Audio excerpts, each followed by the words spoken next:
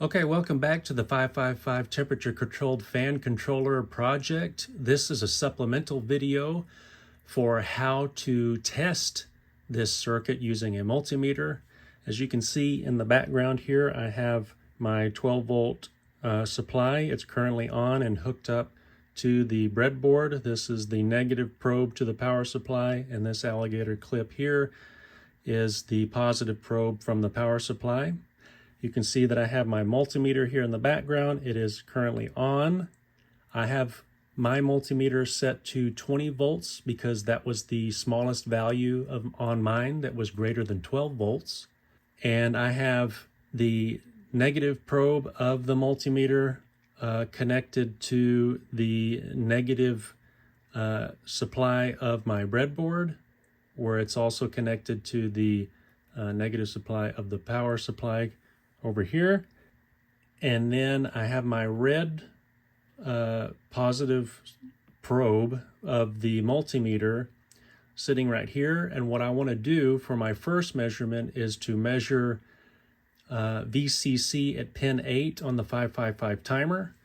So what I'm going to do is I'm going to take my red positive probe from the multimeter, and I'm going to probe pin 8 of the 555 timer. And because pin 8 of the 555 timer is the VCC pin of the 555, we should have a reading on our multimeter of about 12 volts, which is the same voltage coming from the voltage supply, or the voltage that we're using for our circuit. So I'm going to take my red positive probe from the multimeter and touch pin 8 of the 555, and you see that we have a voltage reading of about 12 volts, which is the same as our voltage supply voltage.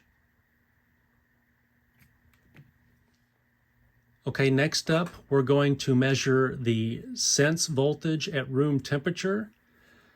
So the only thing that I've changed is now I have my red positive probe from the multimeter connected to the leg of the 100k ohm resistor that's at the sensor node on my breadboard. You can go back and take a look at the video of making this circuit, making the 555 temperature controlled fan controller. Go see that video where I explain the sensor node and I show you where the sensor node is according to my setup on the breadboard. So again, I have my red positive probe from the multimeter connected to the sensor node of the circuit on the breadboard. And at room temperature, we're currently reading 8 volts at the sensor node, which is correct because we should be reading a voltage at the sensor node somewhere between 0 volts and VCC, or in our case, 12 volts, because we're using 12 volts as our voltage supply. So I'm currently having a reading of 8 volts, about 8 volts on my multimeter compared to about 7.8 volts in my initial reading. That's only because I adjusted this potentiometer before recording this time to be at about 8 volts, so we can get a better look at when we start adding heat to the circuit later, so we can see the threshold voltages to be about 8 volts for when the fan turns off and we remove heat, and it'll be about 4 volts when we add heat to the circuit for when the fan turns on. So that's the only reason why this says about 8 volts now compared to 7.8 volts or so in previous videos, or the previous video of making this circuit, is because I made an adjustment to the potentiometer. It doesn't really matter. I just wanted a kind of a more of an appealing readout to be more at 8 volts for this demonstration here. But again, we should be getting a reading between 0 volts and 12 volts in our case, since we're using a 12 volt voltage supply. So in our case, we have about 8 volts. Now we want to take a measurement at pin 3. So before we add heat to the thermistor, we want to take a voltage reading at pin 3. So what I've done here is this time I've placed the red positive probe coming from the multimeter. I have it clamped onto the end of this yellow jumper wire here, and I have the other end of that yellow jumper wire going into a point on the breadboard that's in line with pin 3 of the 555. And of course, the black negative probe of the multimeter is hooked to the negative supply of both the voltage supply and the negative supply of the breadboard itself. So initially there should be no voltage or 0 volts at pin 3 before we even add heat to the circuit. So we've got that reading, as you can see here, there is 0 volts being read at pin 3 currently. Okay, what we want to do now is take some multimeter readings for when we add heat to the circuit. So the first measurement we're going to do is take a measurement at the sensor node.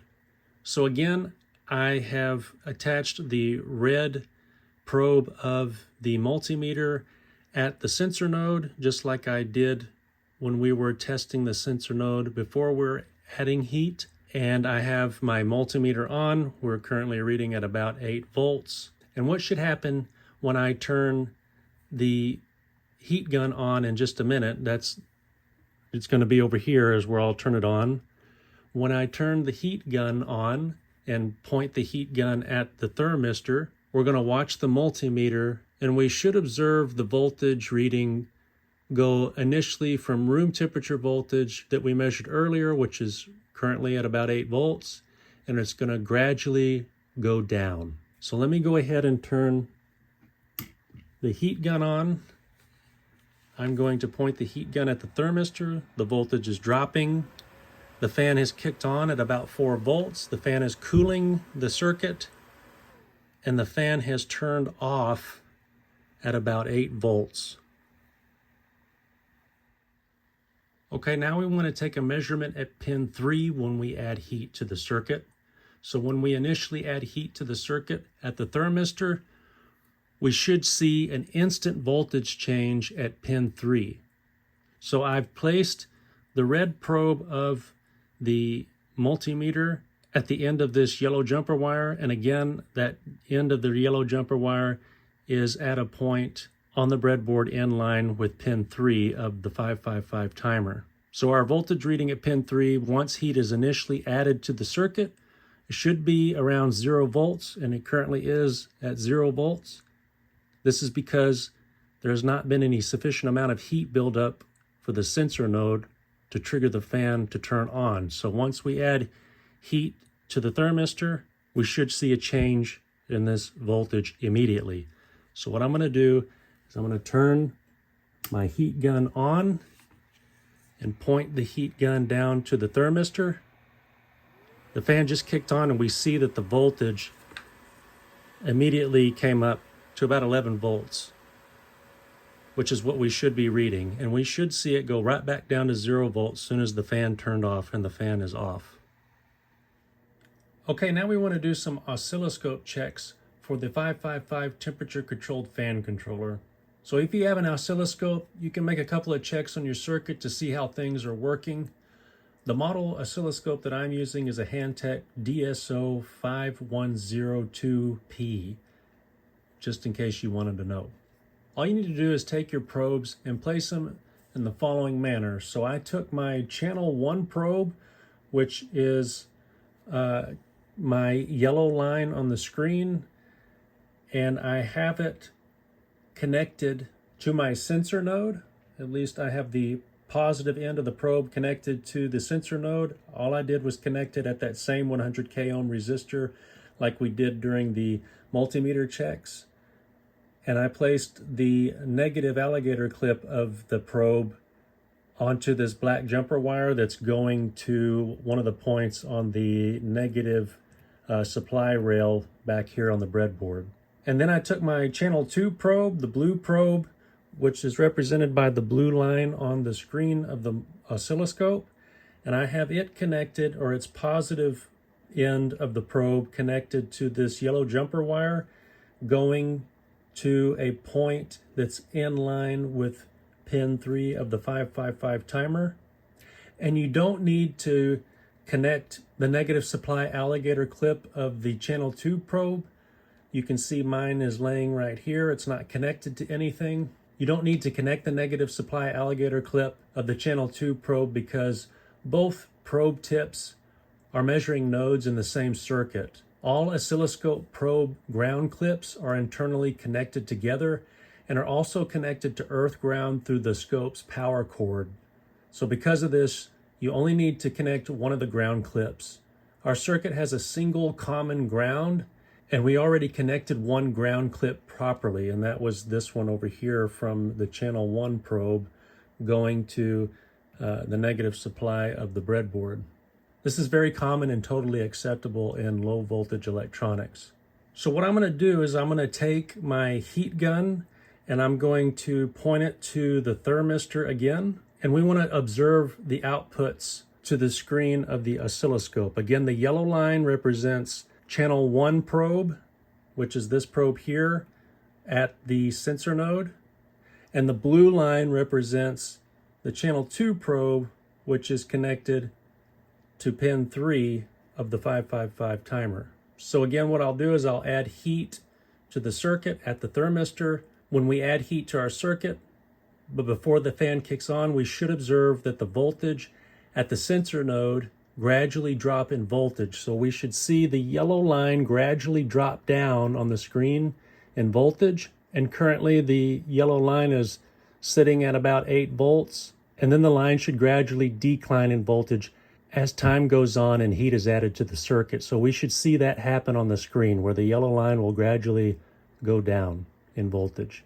So once a sufficient amount of heat is added to our circuit at the sensor node and the lower threshold voltage has been reached, that would be around 12 volts, the fan should turn on. That threshold voltage again should be around 4 volts. And when the fan turns on, we should see the blue line, which again is our channel 2 probe going to pin 3 of the 555 timer. We should see the blue line when the fan kicks on immediately jump up in voltage on the screen.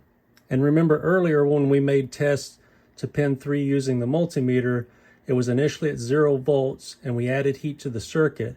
And when the fan kicked on, the voltage immediately jumped up to around 11 volts.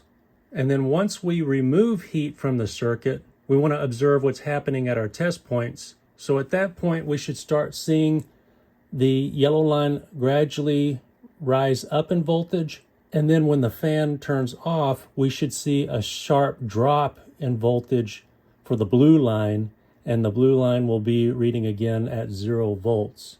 And just FYI, this multimeter is currently attached to the incoming voltage supply just so we can see the voltage supply because I couldn't fit it into the camera shot here. So that's what this voltage is currently reading right now on the multimeter. It's just our voltage supply currently, the 12 volt supply. It's not connected to anything else within the circuit. So what I'm going to do now is turn on my heat gun, and I'm going to point the heat gun down at the thermistor. We see the yellow line dropping. That's our probe 1. The fan is turned on and we see that the blue line jumped up sharply. The fan is still on. Once it turned off, we see the blue line drop sharply and it's at 0 volts. So what I'm going to do is I'm going to do that again so we can see it again. The yellow line is dropping slowly. The fan kicked on. We see the blue line jump up. I removed the heat. The yellow line is gradually going back up in voltage. The fan just turned off. We see the voltage drop on the blue line there on the screen. And I'm going to do it a third time so we can watch. I won't speak.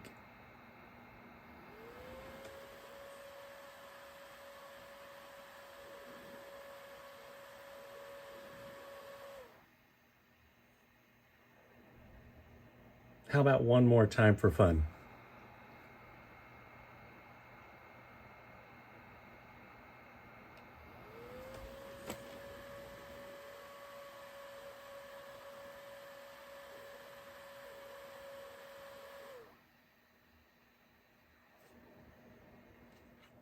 Okay, I have you at a different camera angle this time so we can get a better look of what's happening on the screen. So I'm going to point my heat gun at the thermistor.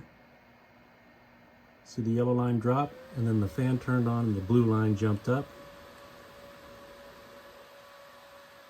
Remember, the yellow line represents our probe at the sensor node, and the blue line represents our probe at pin 3 of the 555 timer.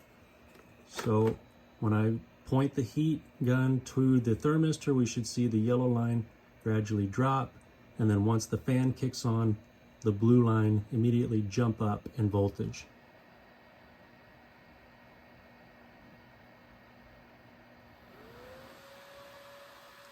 And then once the fan kicks off, we should see that blue line immediately drop down in voltage.